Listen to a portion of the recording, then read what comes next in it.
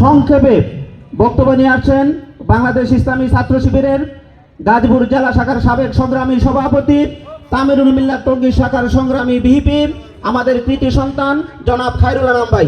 জনাব খায়রুল আনাম ভাই। আসসালামু আলাইকুম ওয়া রাহমাতুল্লাহি ওয়া বারাকাতুহু। নাহমাদুহু ওয়া নুসাল্লি আলা রাসূলিহিল কারীম। আম্মা বাদ। ফাউযু বিল্লাহি মিনাশ শাইতানির রাজীম। বিসমিল্লাহির রহমানির রহিম।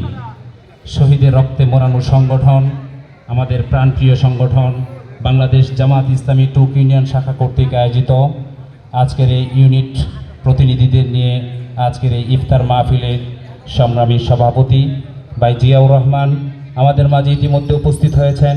কাপাসিয়া উপজেলা জামাতের সংগ্রামী আমির জনাব ফরহাদ মোল্লা, উপস্থিত আছেন ইসলামী ছাত্র শিবিরের সাবেক দায়িত্বশীলবৃন্দ, বর্তমান ইউনিটের দায়িত্বশীলবৃন্দ, সকলকে আন্তরিক শুভেচ্ছা জানাই।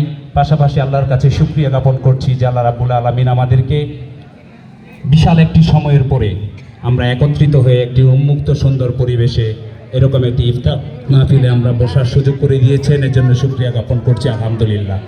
আজকের এই ইফতার মাহফিলে আমি শ্রদ্ধা ভরে স্মরণ করছি বাংলাদেশের আবুশীল নেতা, বাংলাদেশ জামাত ইসলামের সাবেক আমির শহীদ মাওলানা মতিউর রহমান নিজামী, স্মরণ করছি মাওলানা দেলোয়ার হোসেন সাইদি, এবং যারা এই শহীদের রক্তের বিনিময়ে আমরা এই সুন্দর উন্মুক্ত একটি বাংলাদেশ পেয়েছি। 24-এর গণ অভ্যুত্থানে যারা শহীদ হয়েছেন তাদের সর্বোচ্চ শাহাদাতের মর্যাদা কামনা করছি। সংগ্রামী ভাই ও বন্ধুগণ, রমজান আমাদেরকে শিক্ষা দেয় তাকওয়া অর্জনের। আজকে আমরা আল্লাহর ভয়ে পানাহার থেকে সারাদিন মুক্ত থেকেছি। আল্লাহ রাব্বুল আলামিনের ভয়ে আমরা সারাদিন না খেয়ে রয়েছি। এটি মূলত রমজানের শিক্ষা যে আমরা যাতে সব সময় আল্লাহকে ভয় পাই। আমাদের নেতৃত্বে আল্লাহর ভয় থাকে, আমাদের ব্যবসা বাণিজ্যে আল্লাহর ভয় থাকে, আমাদের চাকরি জীবনের পেশাগত জায়গায় আল্লাহর ভয় থাকে।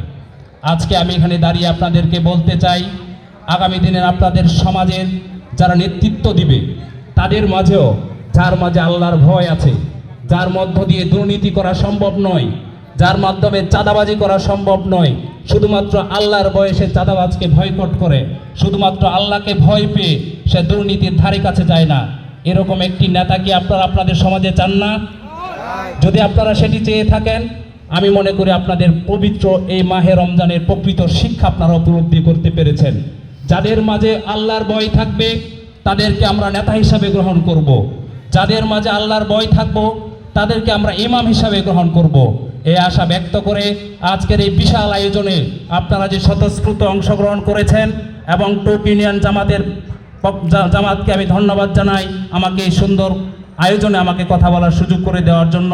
সকলকে আন্তরিক অভিনন্দন জানিয়ে আগামী দিনের সুন্দর কাপাসিয়া গড়ার কারিগর আপনারা ঠিক করবেন, সুন্দর নেতৃত্ব আপনারা নির্বাচন করবেন, এ আশা ব্যক্ত করে আমি আমার বক্তব্য শেষ করছি।